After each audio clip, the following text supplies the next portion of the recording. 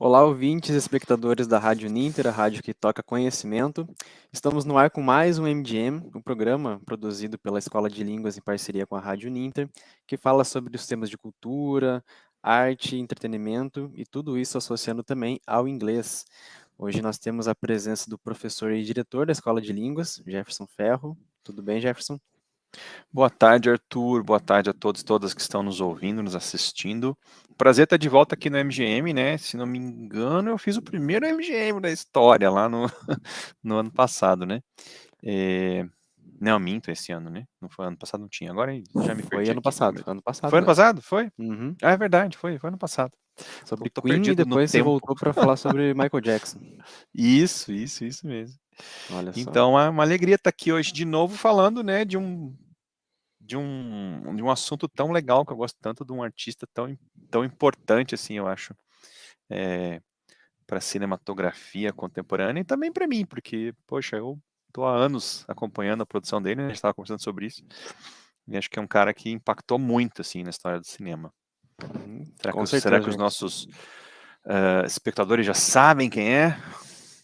É, né? A gente teve aí a divulgação tanto nas redes da Rádio Ninter quanto nas redes da Escola Superior de Línguas. Então já posso colocar os slides na tela, Jefferson, para a gente ir apresentando as dicas que foram Vamos lá, distribuídas vamos aí durante a rever aqui semana. as dicas que a gente colocou, né? Então a gente procurou provocar vocês um pouquinho aí. E a primeira dica eu acho que é uma informação que pouca gente tem. Não sei se você sabia disso, Arthur. Mas this movie is based on an album by singer Amy Mann. Então, sabia disso, Arthur? Então, eu fui saber com as dicas de vocês. Eu Com a sabia que dica. ela havia feito parte da trilha do filme, mas Uhum. da inspiração pro filme em si, eu não sabia que tinha vindo de álbuns dela. Então, aí para mim também foi uma surpresa, porque quando eu assisti o filme, né, lá em 2000, eu acho, porque ele foi lançado em 1999, é, e eu assisti no cinema, então ele deve ter chegado no Brasil no ano seguinte, né? Imagino. Normalmente era assim, lançava nos Estados Unidos, no ano seguinte vinha para o Brasil. Então, já se vão lá 23 anos do lançamento do filme. Eu lembro que eu fui assistir no cinema e fiquei muito impactado pelo filme, gostei muito. E também a música, né, me chamou muita atenção. E depois eu fui procurar, então, a música, comprei o CDzinho da trilha sonora do filme. E o CD da trilha sonora do filme, na verdade, todas as músicas são da Amy Mann, exceto duas que são do Supertramp, né, ao final. Uhum. E aí eu estava lendo no encarte, né? E daí no encarte tinha um texto do Paul Thomas Anderson, né, do diretor e autor do filme, dizendo que ele tinha escrito o filme a partir daquele álbum da Amy Mann. Então ele ficou muito impactado pela música dela e começou a pensar no filme a partir daquilo ali. E foi criar o filme a partir do sentimento dele, da experiência dele com o álbum, né? Com a música da Amy Mann. Que eu acho que é uma situação bem curiosa, né, no certo sentido, assim, não sei, não conheço outras histórias assim que um filme nasceu de um disco, né, mas faz sentido, né, faz todo sentido, né. Faz. Até por uma declaração que eu vi dele, depois que eu vi essa informação, né, e fui procurar, né, para saber mais tanto sobre isso quanto toda a produção do filme, e o Paul Thomas Anderson realmente diz que o processo para criar o roteiro foi basicamente ele sentar e escrever uma ficcionalização a partir da música, né, como se ele Uhum. tivesse realmente transpondo das lyrics pro screenplay, né, pro roteiro. É, From the lyrics to the screenplay, muito boa essa sacada.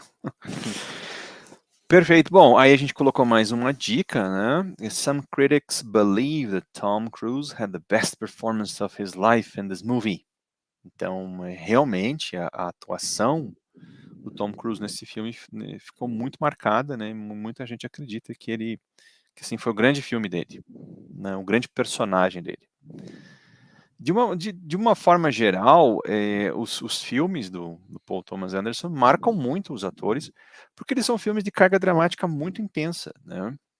Então você tem que, enfim, todos os atores que trabalham ali têm que realmente, né, fazer uma interpretação muito forte.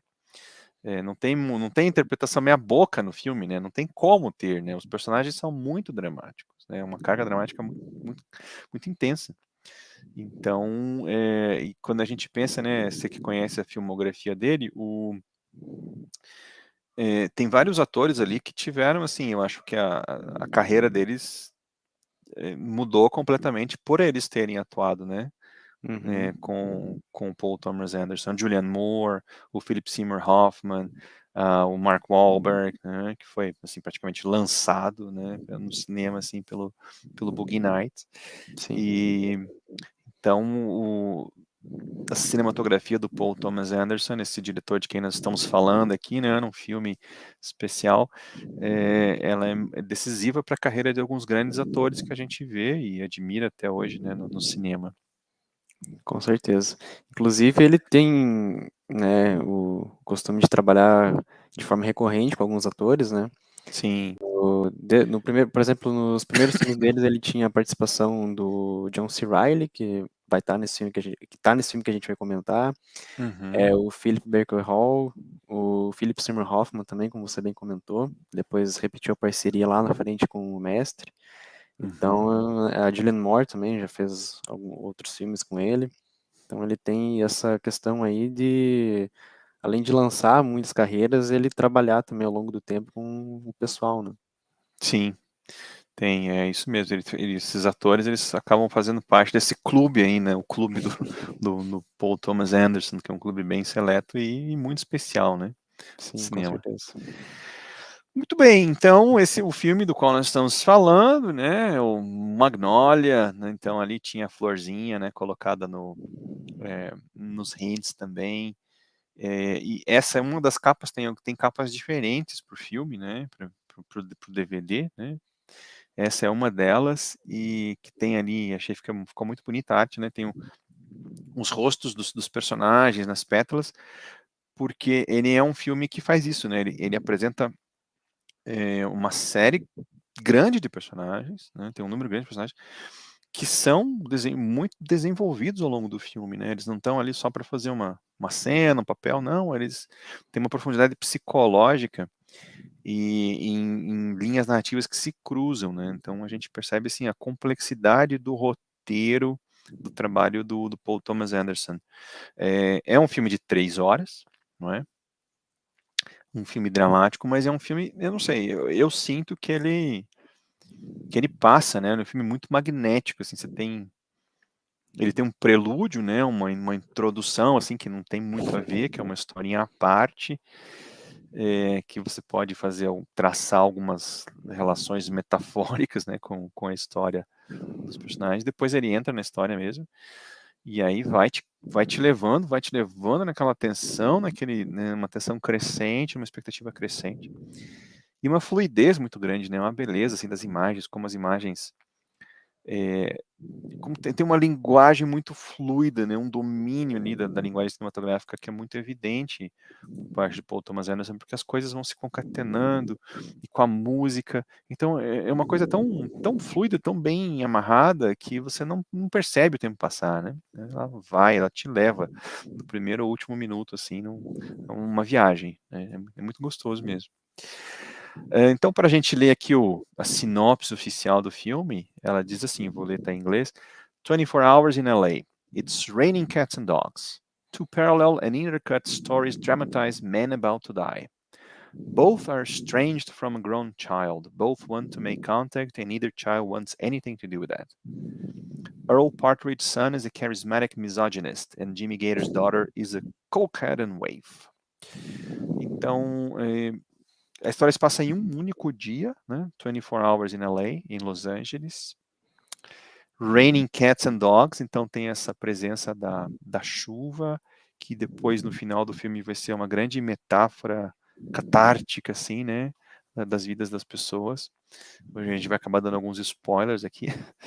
Melhor E, seria Cats and Frogs, né, Jefferson? Cats and Frogs, isso mesmo, do que Cats and Dogs.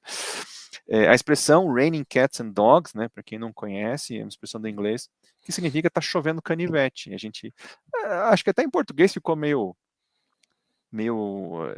ultrapassada, né? Já não ouço mais pessoas dizendo que tá chovendo canivete. A gente diz que tá caindo um toró, né? Tá chovendo muito. E a expressão em inglês é muito usual, muito comum. It's raining cats and dogs out there, né? Quando tá chovendo muito assim. Não sei por quê, mas enfim, é Cats and Dogs. Não sei por que que no Brasil chove canivete, nos Estados Unidos chove gato e cachorro, né?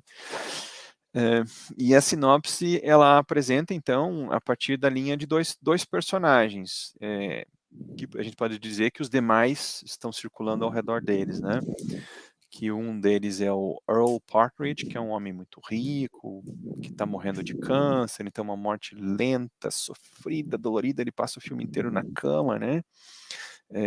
A gente vê ele o filme inteiro no deathbed, né? Que é no leito de morte, né? Essa expressão, deathbed, leito de morte. Ele passa a história inteira ali. E o outro personagem é o Jimmy Gator, que é um apresentador de um quiz muito popular na televisão, que tá 30 anos fazendo sucesso na televisão, e ele também descobre que tem um câncer, um tumor, e que vai morrer. Ele recebeu a notícia, mas ele não contou para ninguém, então ele vai para o trabalho, ele está no meio do trabalho, no meio da apresentação de um programa, e as coisas começam a acontecer, né? Então, e vai crescendo ali um drama também muito grande, né, das pessoas, quando é que ele vai, né, o que vai acontecer com esse cara, né, até que ele tem um colapso também durante, né, o andar da história. Então, e a partir desses dois personagens que estão enfrentando, né, a iminência da morte, os demais personagens surgem e atuam na história e se envolvem, até alguns que em princípio não teriam uma relação direta com nenhum dos dois, mas que por inter-relações acabam se envolvendo, se aproximando, né? E então assim, é uma coisa muito impactante, né? É um dia, né, na vida dessas pessoas. Não posso deixar de lembrar, né, também que isso na literatura, por exemplo, a gente tem o Ulisses, que é um grande romance, né, que é um romance super extenso e que também se passa num período muito curto, né, um dia, né, na vida. Então, a gente pode ter, assim, essa relação. Se você tem um filme de 3 horas que fala só sobre o que acontece dentro de um dia, então você imagina a profundidade dessas coisas, né, a densidade dramática das coisas que acontecem ao longo desse dia. Então ele vai acompanhando muito de perto, com um olhar quase que microscópico ali, a evolução desses personagens ao longo desse dia. Isso. E como você bem falou antes, Jefferson, apesar de ter essa intensidade dramática e de explorar tudo isso muito a fundo, e de ter essas 3 horas, é um filme que ele tem um ritmo muito bom, porque ele se beneficia muito bem dessa gama toda de personagens, né? Que, né, apesar de girar em torno desses dois, acaba que a gente tem aí quase que uma dezena de personagens que acabam Aham. tendo um desenvolvimento grande, a gente acaba sabendo da história de cada um deles e toda a montagem do filme ela se resolve muito bem para ligar todas essas histórias, né? Então É. acaba que, apesar de ter 3 horas, apesar de ser um filme realmente bem dramático, ele tem essa fluidez narrativa que permite você ver o filme tranquilamente aí de uma vez só. Sim, não, eu acho assim difícil você se desligar do filme, né? Você fica ali o tempo inteiro, porque ele vai de um personagem para o outro, né? E de repente você vê que as coisas começam a se cruzar, aquele personagem lá tem a ver com esse, né? Então Uhum. você fica assim ligadão, não é um filme de forma alguma que você vai dormir na frente, não vai dormir, porque ele é tenso, né? E ele tem muita coisa acontecendo. Então, Sim. como você E falou. até uma coisa que ajuda nisso é que dificilmente a câmera vai estar estática num personagem. Apesar de a gente ter muito close nos rostos, a câmera está sempre apoiada num traveling ou fazendo uma panorâmica. Isso tudo também deixa uma fluidez bem legal, isso Uhum. na cenografia do filme, né? É, a cenografia é muito bonita, e eu acrescento assim que ele tem um trabalho magistral de juntar isso com a música, né? Muito bem. Então, então aí sim, essa cenografia, esse balé das imagens muito bonito, junto com a música ainda, é que dá justamente a sensação de que você está sempre indo para algum lugar, né? Você está sempre em movimento. Então é muito gostoso mesmo, assim. Não é à toa, né, que o Paul Thomas Anderson é o P.T. Anderson, como eles, né? Ele já virou até motivo de piada, assim, né, nos Estados Unidos, na cinematografia, quando alguém quer dizer, assim, que uma coisa é muito artística, muito bacana, assim, muito inteligente, né, ou fazer uma comparação, eu já vi essa comparação, it's not a P.T. Anderson, tipo, não chega a ser um Paul Thomas Anderson, mas é muito legal. Então, o Paul Thomas Anderson, ele já virou meio que uma coisa assim, o ápice, né? O máximo. Até onde você vai, assim, né, na habilidade artística de contar uma história. Então, eu realmente concordo que ele é assim, um grande realizador. Acho difícil, sim, na geração dele dizer, né, acho que ele é um dos, se não o melhor, né, certamente um dos melhores. É difícil você falar de um, né, tem tanta gente boa, mas enfim, da geração dele, ele é um cara jovem, né, acho que tem 50 anos de idade, uma coisa assim. Então, ele é um cara que tem uma obra assim, impressionante mesmo, né. Sim. Vamos falar um pouquinho então dos filmes, né? Quem são? Tem uma frase que, de certa maneira, resume um pouco assim a pegada do Paul Thomas Anderson, né? P.T. Anderson portrays characters in turmoil, often dislocated from the world around them. Então, essa ideia de personagens, pessoas, esse turmoil, é uma palavra bonita, né? Que ele indica, assim, essa questão de que você está mexendo por dentro, né? Você não está em paz, você está em turbulência, né? Então, são personagens que estão no momento de turbulência, ele traz as pessoas ali naquele momento do limite, né? A pessoa tá para explodir ali, né? E often dislocated from the world around them. São pessoas que estão se batendo com o mundo, né? Parece que não estão encaixadas, parece que tem alguma coisa assim, né? Que está faltando acertar alguma coisa.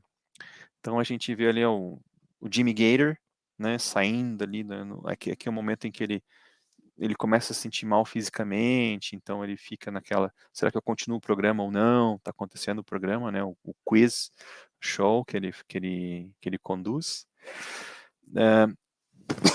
E do outro lado ali o personagem do Tom Cruise, o Frank, com o Jason Robards, né, também um ator clássico, que faz o pai dele, que está na cama, né, no leito de morte, e é um momento em que os dois se confrontam, que também é um momento muito esperado do filme, porque a gente começa o filme já sabendo, né, assim, que tem alguma tensão entre os dois e tal, e daí você fica, pô, quando é que eles vão se encontrar? Quando é que um vai olhar na cara do outro, né? Então acontece esse momento um olhar na cara do outro depois de, sei lá, 40 anos, 30 anos que eles não se veem, não se falam. Então é um momento bem tenso também. É um filme, né? Quem gosta de um drama, o pessoal hoje em dia assiste muito dorama, que eles chamam, né? Que é essas novelas coreanas que são muito dramáticas. Isso. O Thomas Anderson, cara, olha, eu acho que ele não perde pros dorama em drama, não, hein? Esse filme ele explora bastante coisa que já a partir desses dois personagens a gente tem, né, esse conflito com figuras paternas, mas há também um outro fio narrativo bem importante que é entre o garoto lá que tá no quiz show, né, que é o Uhum. Stanley, com o pai dele, também tem Isso. essa relação tumultuosa e algo que quase em todos os filmes, para não falar todos até, o Paul Thomas Anderson ele explora muito isso, mesmo que Uhum. não sejam figuras de pai e filho diretamente ligadas por sangue, tem sempre aí uma intensidade na relação paternal entre figuras realmente de influência paterna entre personagens. Então é bem interessante ver isso. Esse que é o terceiro filme dele, né, Jefferson? Então a gente vê Uhum. aí toda uma filmografia coesa dentro de um sentido dessa exploração que ele faz aí ao longo dos anos. É. Ele é um grande autor, né? E ele só faz filme autoral, né? Todos os filmes dele são dele, né? Tipo, ele que escreveu o roteiro, ele que dirigiu, então são filmes autorais. E você vai pensar, né? Poxa, esse é o terceiro filme dele, de 20 e poucos anos ele fez esse filme, ele não tinha nem 30 ainda. E o filme anterior dele, né? O Boogie Nights, ah, com 26, 27 anos, o cara dirigindo Julianne Moore, Philip Seymour Hoffman, lançando Mark Wahlberg, é, Burt Burt Reynolds, Reynolds voltando, né? Então, porra, cara, né? O cara com 20 e poucos anos fazendo um troço daquele, escreveu o roteiro e dirigiu. É inconcebível, assim, inimaginável. O cara é o Pelé do cinema, né? O cara conseguiu, assim, chegar no nível mais alto muito cedo, né? Muito cedo. Tanto assim que depois parece que ele dá uma caída, né? Tipo, né? Pô, o cara chegou nos 30, ele fez Boogie Nights e Magnolia, fazer o quê, né? Tipo, o cara já construiu obras-primas do cinema com menos de 30 anos de idade, né? Vai fazer o é, quê, né? Então é foi até uma difícil. piada na época que acho que foi em Cannes ou então no Festival de Berlim na época quando teve a exibição do Magnolia, que daí perguntaram qual que vai ser seu próximo projeto. Ele falou, vai ser uma comédia com Adam Sandler. E realmente foi, e realmente foi, só que Boa bem piada, né? diferente do que o Adam Sandler faz, né, na filmografia dele Exato. aí. Com certeza, o Adam Sandler ele tem lá no currículo dele, fiz um filme com o Paul Thomas Anderson, a coisa mais importante que eu fiz na vida, né? Que é Com o certeza. Punch Drunk Love, né? É, então, pois é. Então, realmente ele é um cara impressionante. Mas voltando aqui pro Magnolia, aí tem também outros personagens, né? O Quiz Kid Donnie Smith, que, poxa, o William C. Massey, né? Fantástico no personagem.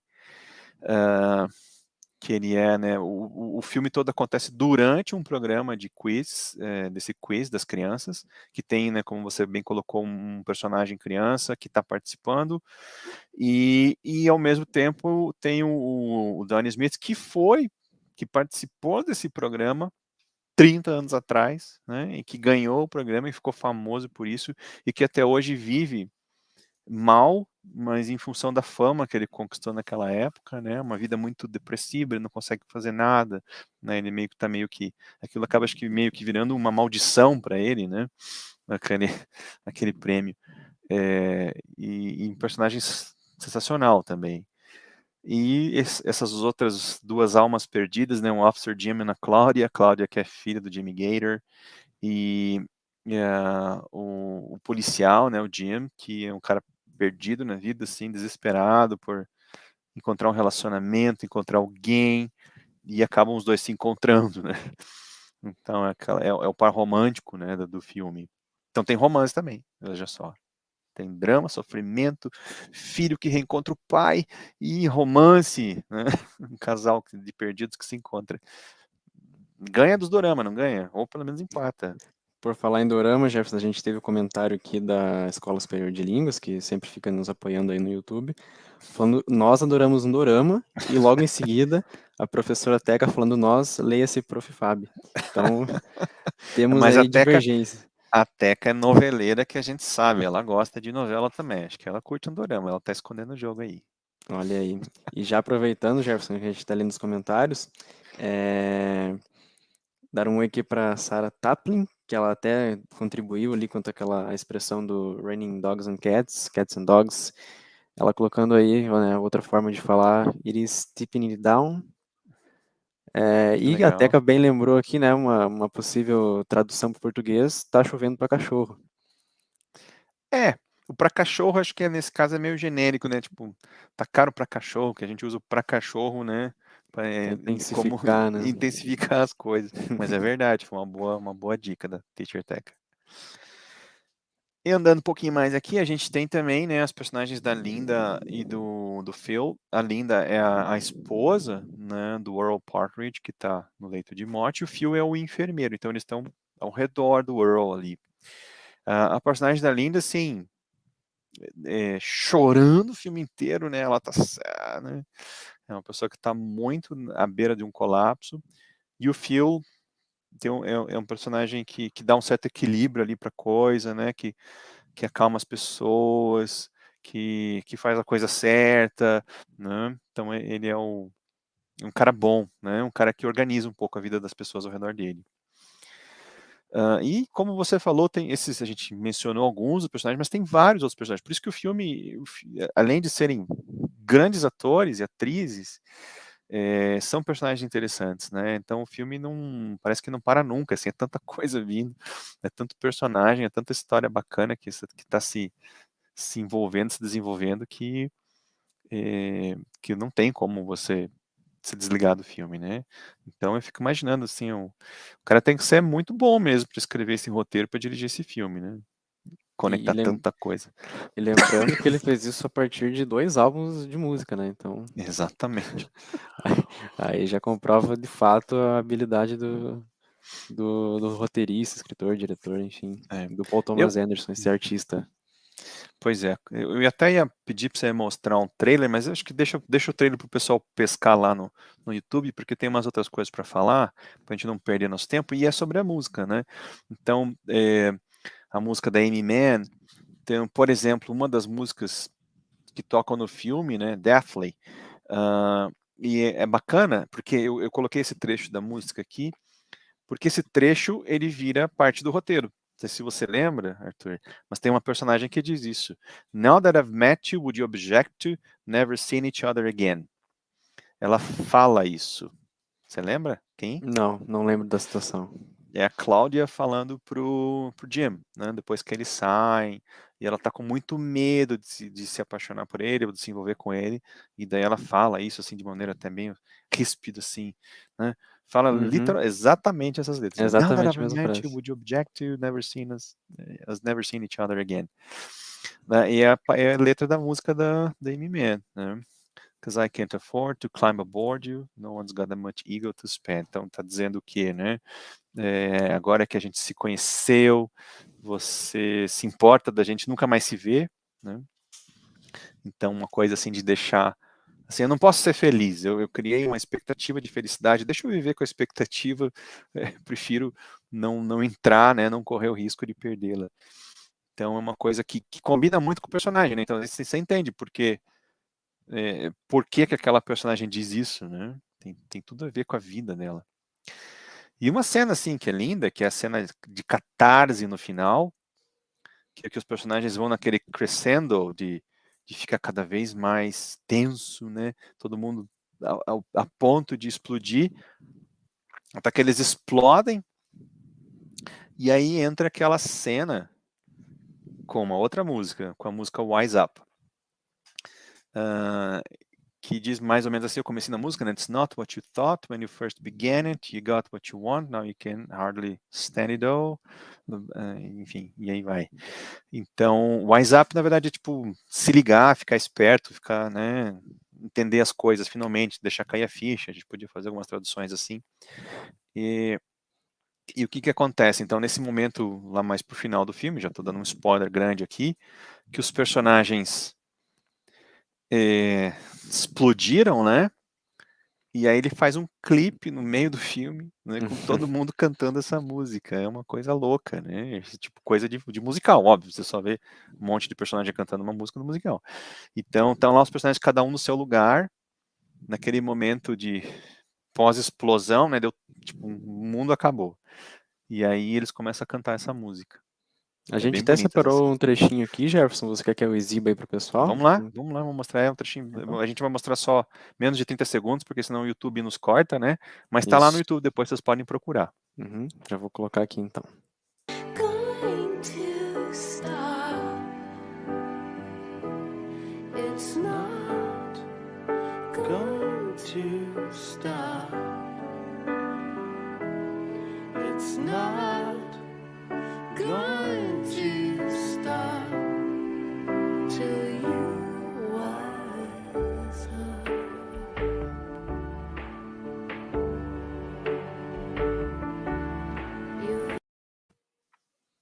Isso daí. Aí nessa cena a gente, né, nesse trechinho a gente viu 3 personagens, mas como o Jefferson bem falou, todos os personagens principais do filme, eles acabam cantando essa música aí nesse determinado momento. Então é realmente um momento bem especial, e até típico, né, dentro de uma estrutura Uhum. fílmica comum, né, digamos assim.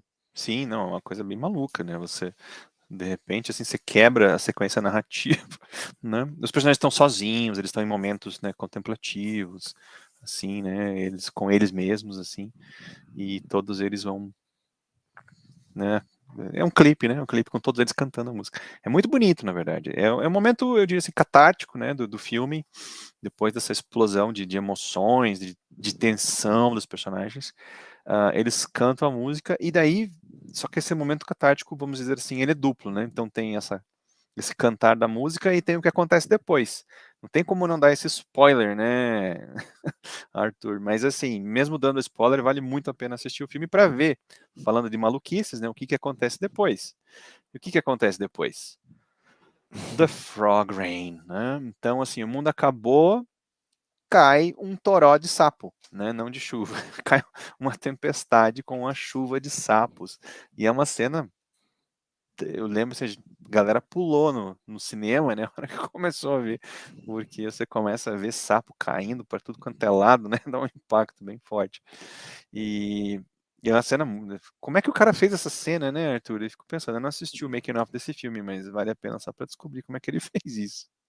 Porque ali dá para notar que, né, tem a junção tanto de efeitos digitais quanto de efeitos práticos, e é muito sapo que chove. A gente pode ver aí, né, por exemplo, só Aham. nesse frame aí, a quantidade de sapo que tem em cima do carro e ao redor dele. E revendo o filme é até um pouco assustadora essa cena quando É. começa a chuva, né? Que Uhum. daí não tem trilha ambiente, não tem nada, tão silêncio e começa a caírem os sapos e dá todo aquele barulho, os personagens todos perdidos também não entendendo o que está acontecendo. Aham. É uma cena bem curiosa também. E ela vem depois da música, né? Então o pessoal canta e de repente, pá! Né? Aquela coisa que Uhum. é uma quebra, né? Ele joga aquilo, quebra completamente o ritmo, assim, né, dá um choque quem tá assistindo. Assim, é um filme masterpiece, assim, né? Não tem como dizer de outra forma. Eu acho ele uma construção fantástica, personagens, assim, toda a cinematografia e um roteiro que realmente, assim, cara, de onde é que o cara tirou isso, né? Como é que o cara pensou e articulou todas essas ideias? Mas de qualquer maneira, isso é o normal do Paul Thomas Anderson, não é? Ele é um cara que tem assim, ele é um virtuoso do cinema mesmo, uma habilidade incrível para construir roteiros e para filmar esses roteiros, para transformar esses roteiros em linguagem cinematográfica, né? Em imagens e sons. E usa tudo mesmo, né? Usa a imagem, usa o som, usa a música, usa efeitos, usa quebras, usa coisas malucas. Então, é realmente assim um grande realizador da sua geração aí, dos anos 90 para cá.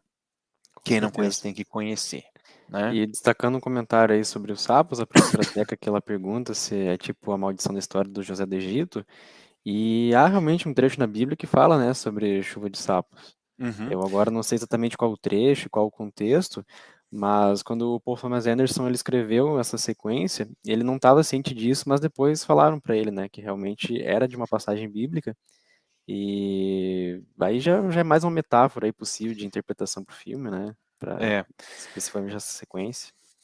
e na verdade, assim, no começo, né, naquele prelúdio, ele fala alguma coisa sobre chuva de sapos também, então ele brinca, assim, ele já meio que dá um spoiler ali do que pode acontecer, né, e enfim, mas tem, né, essa coisa do chuva de sapos é uma coisa mitológica, tem realmente, tem na Bíblia, tem umas lendas urbanas de chuva de sapos. Uhum. E isso é meio que ali que encerra o filme, né, então, aí claro, tem um epílogo ali, né, os personagens se reorganizando no mundo, mas ali é a quebra final, né, do filme. É quase que não dá para dizer literal, né, mas enfim, é um Deus Ex Machina clássico, né, vem Sim. dos céus e acaba que muda muita coisa ali, né, da narrativa É. do filme, né. É assim, a gente falar o Deus Ex Machina, que é essa intervenção, assim, que você vê a mão, né, do criador, mas na verdade o filme inteiro, né, ele quebra a ilusão realista, no sentido de que ele é muito realista na construção, na dinâmica das imagens, mas o filme inteiro, né, ele vai para frente, vai para trás, né, ele quebra muito as linhas narrativas, ele começa com um prólogo, né, então ele não está muito preocupado não ele tem domínio, né? Ele tem o domínio da narrativa para fazer isso, né? Então Como você bem falou, é um autor, né, é um autor é um que autor. consegue fazer filme dentro de Hollywood com grandes orçamentos, né, claro, proporcionalmente falando, né, não é orçamento de filme de super-herói, mas enfim, com grandes elencos e tendo esse domínio todo de fazer de ponta a ponta o filme que ele quer, né? O filme que ele É. realmente concebeu. Aqui a, E, a Sara comentando aqui que ela não vê a hora de assistir ao filme, então, olha, o pessoal já está sendo influenciado pelo é, nosso bate-papo aqui, Jefferson. olha, eu super recomendo, assim, claro, tanto eu quanto você, né, Arthur, nós somos apaixonados pelo Paul Thomas Anderson, e tá aqui a filmografia dele, né, então ele começou lá com 20 e poucos anos fazendo Hard Eight, que é um filme assim, mais simples, mais modesto, mas tem Samuel Jackson, Gwyneth Paltrow, o Philip, não o Seymour Hoffman, o outro, O né? Baker Hall. O Baker Hall. Então já tem grandes atores. Também é um filme muito bem feito. É um filme simples, assim, né? Acho que não tem 2 horas. É um filme mais modesto, ele assim, não é grandioso como os outros que vieram depois. Os outros são Uhum. todos. Os que vêm depois é tudo, né? Tudo ópera, assim, é um troço muito grandioso. Esse é o filme mais feijão com arroz dele, né? É. Mas é um filme bom. É um filme bom, bem feito. Esse é um filme que você pode assistir de noite, assim, de boa. Tô cansado, vou assistir um filme. Né? Hard Eight é o nome de uma jogada de cassino, né? Então ele se passa ao redor de um cassino, de conflitos. Também tem essa coisa de ter vários personagens interessantes.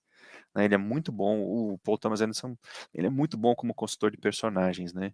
Então, apesar de ser um filme mais modesto, ter 3, 4 personagens só, são personagens muito bons, muito interessantes, né? Muito provocadores. Aí vem o Boogie Nights, que é fantástico, né? Que lança o Mark Wahlberg, que acho que também tem umas 3 horas, né? Já é um filme mais pancadão, assim, muito divertido, tragicômico, né? Ele acho que é menos de drama e mais de tragicomédia, porque é engraçado você ver as coisas malucas que as pessoas fazem, mas assim, do ponto de vista realista é deprimente, né? Porque também são pessoas se afundando na vida em torno da questão da indústria pornô dos anos 70 nos Estados Unidos, né? E no final da indústria pornô, então os personagens são atores, atrizes, diretores de filmes pornográficos, né? Então, a gente vê ali uma coisa meio de miséria da vida, das pessoas que queriam ser alguém na vida enfim, e ascenderam, depois caíram, então tem muito essa coisa. Depois vem o Magnolia, né, como a gente falou hoje, aí você falou a comédia com Adam Sandler, que é o Punch Drunk Love, que é uma comédia negra com Adam Sandler. Esse também é um filme menor, assim, nessa questão do escopo, porque basicamente são poucos personagens, né, uns 4, 5 personagens ali que estão girando em torno, mas também é um filme muito interessante, muito denso.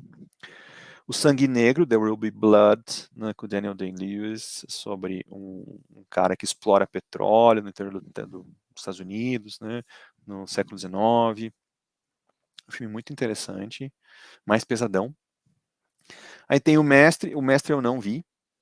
Você viu, né? Você fala um pouquinho Isso. dele aí, Arthur. O Mestre, ele até tem uma história interessante, porque a história que ele retrata no filme, ela é muito semelhante à do fundador da Cientologia.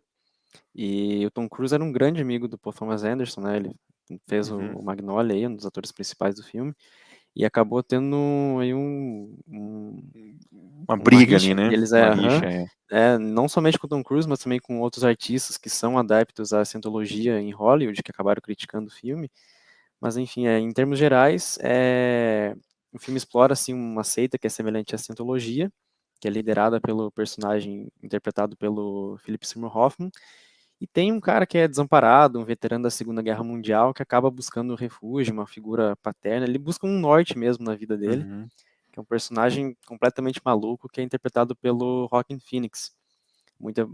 Para vocês terem ideia assim de quão louco o personagem dele é constantemente comparado a outro personagem do Phoenix, que é o Coringa. Então, você já pode ter um Ele pouquinho de foi a ideia gênese aí. do Coringa, né? Aí dá pra dizer que foi sim. E é um filme que é muito bom. Ele acaba sendo ainda, posso dizer que até acho que mais dramático que o Magnolia, por exemplo, que ele é focado muito nesses dois personagens, nos embates que eles têm. Mas é um filme primoroso também, que apesar de ser menor nessa escala, ele é épico no tratamento desses sentimentos todos aí que permeiam esses dois personagens. Muito bem. Aí a gente tem o Vício Inerente, que é uma grande viagem, né? Então, acho que talvez a gente pode até comparar, né? Ele fez o Sangue Negro, The Ruby Blood e o Master, que são mais densos. O Vício Inerente é mais, né? Uma coisa assim, mais É o Big Lebowski viajandão. dos anos 2010. Exato. É uma coisa meio irônica, sei lá, uma maluquice, uma piração, os personagens, né? Você não sabe se eles estão na real ou se eles estão viajando, porque estão drogados, né? É uma coisa bem maluca. Aí tem o Phantom Thread, em português, como é que ele tá mesmo, Arthur? Trama Fantasma, é isso. Trama Fantasma, né? Que é a história de um alfaiate, que também é feito pelo Daniel Day-Lewis. Diz o Daniel Day-Lewis que foi o último filme dele, não faço mais filme. Né? Que ele quis encerrar com a carreira cinematográfica com o Paul Thomas Anderson.